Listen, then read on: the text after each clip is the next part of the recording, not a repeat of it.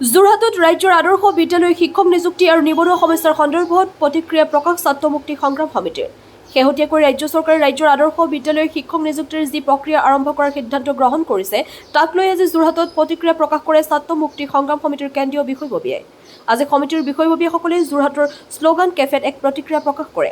নেতৃবৰ্গই প্ৰতিক্ৰিয়া প্ৰকাশ কৰি কয় যে যি সময়ত ৰাজ্যত নিবনুৱা সমস্যাই ভয়াৱহ ৰূপ ধাৰণ কৰি আহিছে সেই সময়ত কিন্তু ৰাজ্য চৰকাৰে নিবনুৱা সমস্যাক একাষৰীয়া কৰি তথা নিবনুৱা সংস্থাপনৰ ক্ষেত্ৰত গুৰুত্ব নিদি অৱসৰপ্ৰাপ্ত শিক্ষকসকলক পুনৰ এবাৰ আদৰ্শ বিদ্যালয়ত ঠিকা ভিত্তিক নিযুক্তি দিয়াৰ ক্ষেত্ৰত যি পদক্ষেপ গ্ৰহণ কৰিছে ই কোনোপধ্যেই গ্ৰহণযোগ্য নহয়। আৰু এই ক্ষেত্ৰত ৰাজ্যৰ মুখ্যমন্ত্ৰী আৰু শিক্ষামন্ত্ৰীক পুনৰ এবাৰ বিবেচনা কৰি সিদ্ধান্ত গ্ৰহণ কৰিবলৈ আহ্বান জনায় ছাত্ৰ মুক্তি সংগ্ৰাম সমিতিয়ে। আজি এই প্ৰতিক্ৰিয়া প্ৰকাশ কৰে ছাত্ৰ মুক্তি সংগ্ৰাম সমিতিৰ সভাপতি পাপু দত্ত আৰু সম্পাদক ৰাহুল চেত্ৰীয়ে। News desk AIN live. Government of Assam higher education ডিপাৰ্টমেণ্টৰ ফালৰ পৰা ইতিমধ্যে যি জাননী প্ৰকাশ কৰিছে গভৰ্ণমেণ্ট মডেল কলেজসমূহক লৈ, আচলতে এই কথাটো সহজ ভাষাৰে কেতিয়া আমি গ্ৰহণ কৰিবই নোৱাৰোঁ। তেখেতসকলে তাত গাইডলাইন অনুসৰি তেখেতে গোটেই UGC প্ৰচেছ, তেখেতে UGC প্ৰচেছ API প্ৰচেছ, তেওঁলোকে তাত আপোনাৰ যিখিনি UGC গাইডলাইন মতে এখন শিক্ষকসকলৰ যিখিনি নিযুক্তি প্ৰক্ৰিয়াবোৰ থাকে সকলো প্ৰক্ৰিয়াবোৰ তেওঁলোকে গ্ৰহণ কৰিব আৰু তাৰ পাছত তেওঁলোকে 3 বছৰৰ কাৰণে কোনোবা এজন শিক্ষকক 50,000 টকা দি মেলি কণ্ট্ৰেকচুৱেল বেছত থ'ম বুলি এতিয়া জাননী প্ৰকাশ কৰিছে।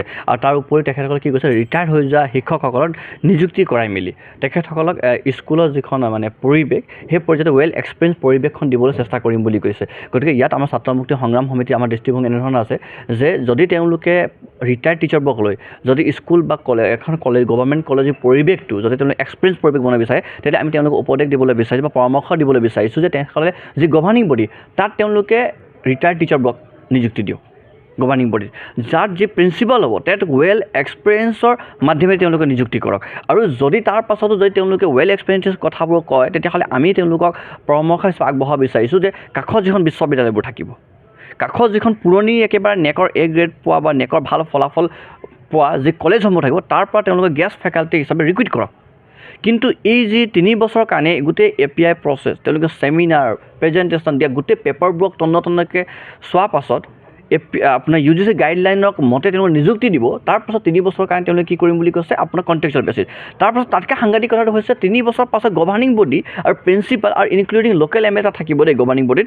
তেখেতসকলক লৈ তেওঁলোকে কি কৰিম বুলি কৈছে, নিযুক্তি প্ৰক্ৰিয়া 3 বছৰ পাছত মানে পাৰ্মানেণ্ট পষ্ট লৈ যাম বুলি কৈছে। গতিকে এই কথাত আমি প্ৰথম কথা ফেভৰিটিজিম চলিব 3 বছৰৰ পাছত।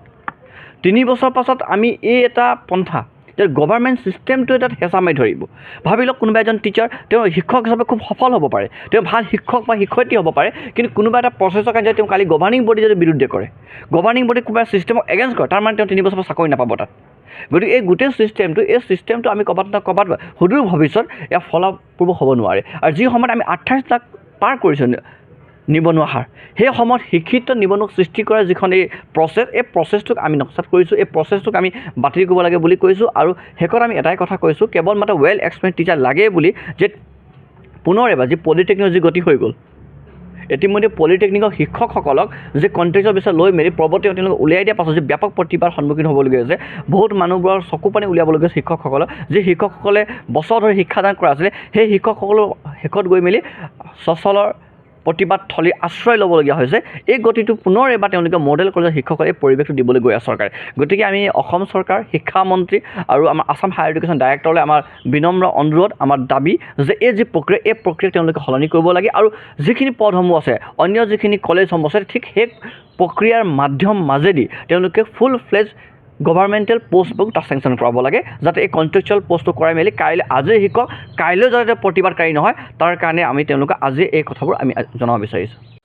নাই চাওক, আচলতে পৰিকল্পনা কাৰ্যালয় ৰূপায়ণ মন্ত্ৰালয়ে প্ৰকাশ কৰিছে যে দেশত 5.2% যুৱক আৰু 5% মহিলাৰ নাই কৰ্মসংস্থাপন।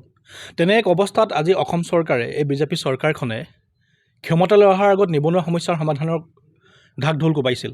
আৰু ক্ষমতালৈ অহাৰ পাছতে আমি দেখিবলৈ পালোঁ যে নিবনুৱা সমস্যাৰ সমাধানৰ ক্ষেত্ৰত যিধৰণে চৰকাৰখনে গুৰুত্ব আৰোপ কৰিব লাগিছিল, যিধৰণে চৰকাৰখনে কাম কাজ কৰিব লাগিছিল, সেয়া চৰম ব্যৰ্থ হৈছে। আমি দেখিবলৈ পাইছোঁ যে অসমৰ মুখ্যমন্ত্ৰী হিমন্ত বিশ্ব শৰ্মা ডাঙৰীয়াই সততে সংবাদ মাধ্যমৰ আগত তেওঁ ডাঙৰ এডভাৰটাইজমেণ্টৰ চমক সৃষ্টি কৰিবৰ বাবে 1 লাখ নিবনুৱাক কৰ্মসংস্থাপন চাকৰি দিয়াৰ তেওঁ এডভাৰটাইজমেণ্টৰ চমক সৃষ্টি কৰিবলৈ তেওঁ আৰম্ভ কৰে বা চমক সৃষ্টি কৰা আমি দেখিবলৈ পাইছোঁ। আনহাতে সিদিনাখন আমি দেখিবলৈ পাইছোঁ যে অৱসৰপ্ৰাপ্ত শিক্ষকসকলক চৰকাৰী মডেল কলেজত অৱসৰপ্ৰাপ্ত শিক্ষকসকলক নিযুক্তি দিয়াৰ প্ৰসংগ টানি আনিছে এই বিজেপি চৰকাৰখনে। আচলতে এনে এক অৱস্থাত, যি অৱস্থাত ৰাজ্যৰ হাজাৰ হাজাৰ শিক্ষিত যুৱক যুৱতী আজি কৰ্মহীনতাত ভুগিছে, হাজাৰ হাজাৰ শিক্ষিত যুৱক যুৱতীসকল আজি নিবনুৱাৰ সমস্যাত ব্যাপকৰূপে ভাঙি পৰিছে, তেনে এক অৱস্থাত মডেল ডিগ্ৰী কলেজসমূহত 50% অৱসৰপ্ৰাপ্ত শিক্ষকসকলক নিযুক্তি দিয়াৰ প্ৰসংগটোৱে আচলতে অপ্ৰাসংগিক। আমি ছাত্ৰ মুক্তি সংগ্ৰাম সমিতিয়ে এই কথাটো আমি স্পষ্টভাৱে ক'ব বিচাৰিছোঁ। আৰু আমি আচলতে শিক্ষামন্ত্ৰী ডক্টৰ ৰণোজ পেগু ডাঙৰীয়া আৰু আমাৰ অসমৰ মুখ্যমন্ত্ৰী হিমন্ত বিশ্ব শৰ্মাক পুনৰবাৰ এই গোটেই বিষয়টোৰ ওপৰত বিবেচনা কৰিবলৈ আমি আহ্বান জনাইছোঁ, দাবী জনাইছোঁ আৰু অনুৰোধ জনাইছোঁ। কাৰণ আপোনালোক সকলোৱে জানে যে কি ধৰণে নিবনুৱা সমস্যাটো সমগ্ৰ অসমতে গ্ৰাস কৰি উঠিছে, কি ধৰণে নিবনুৱা সমস্যাটোৱে এক ভয়াৱহ ৰূপ ল'বলৈ আৰম্ভ কৰিছে। তেনে এক অৱস্থাত 50% অৱসৰপ্ৰাপ্ত শিক্ষকসকলক চাকৰি দিয়াৰ প্ৰসংগটো কোনো কাৰণতে যুক্তিসংগত হ'ব নোৱাৰে। গতিকে আমি অসম চৰকাৰৰ শিক্ষামন্ত্ৰী ডক্টৰ ৰণোজ পেগু ডাঙৰীয়া, অসমৰ মুখ্যমন্ত্ৰী হিমন্ত বিশ্ব শৰ্মাক এই গোটেই বিষয়টো পুনৰবাৰ বিবেচনা কৰিবলৈ আমি দাবী উত্থাপন কৰিছোঁ। আৰু এটা কথা খুব স্পষ্টভাৱে ক'ব বিচাৰিছোঁ যে এই বিজেপি চৰকাৰখনে যি ধৰণে আমাক ভুৱা সপোন দেখুৱাইছিল, এই বিজেপি চৰকাৰখনে ক্ষমতালৈ অহাৰ আগত বিভিন্ন ধৰণৰ কথা কৈছিল, পৰিৱৰ্তনৰ কথা কৈছিল, উন্নয়নৰ কথা কৈছিল, নিবনুৱা সমস্যা সমাধান কৰি দিয়াৰ কথা কৈছিল, নদীবান্ধ বিৰোধিতা কৰিছিল, মূল্যবৃদ্ধি ৰোধ কৰাৰ কথা কৈছিল। আৰু এই বিজেপি চৰকাৰখন ক্ষমতালৈ অহাৰ পাছতে ডাঙৰ এটা ইউটাৰ্ণ মাৰা আৰম্ভ কৰিছে। আজি এই বিজেপি চৰকাৰখনে নিবনুৱা সমস্যা সমাধান কৰাত ব্যৰ্থ হৈছে। আজি এই বিজেপি চৰকাৰখনে আপোনালোকে দেখিছে যে নদীবান্ধ নালাগে বুলি কৈ নদীবান্ধৰ কাম কাজ পুনৰ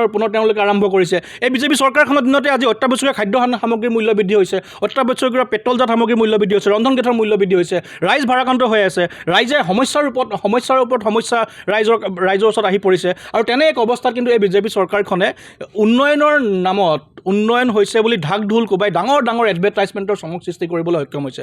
গতিকে আমি এই গোটেই বিষয়কেইটাৰ ওপৰত আমি মুখ্যমন্ত্ৰী হিমন্ত বিশ্ব শৰ্মাক আমি দাবী জনাইছোঁ যে গোটেই বিষয়খিনিৰ ওপৰত তেওঁ যাতে চালি জাৰি চাওক। আৰু এই যিটো সিদ্ধান্ত গ্ৰহণ কৰিছে যে চৰকাৰী মডেল ডিগ্ৰী কলেজসমূহত 50% যিসকল অৱসৰপ্ৰাপ্ত শিক্ষকসকলক তেওঁলোকে কৰ্মসংস্থাপন দিয়াৰ কথা কৈছে, ইয়াক আমি বিৰোধিতা কৰিছোঁ। যিকোনো খবৰ আৰু বিজ্ঞাপনৰ বাবে যোগাযোগ কৰক 7896121996 লগতে 7002537271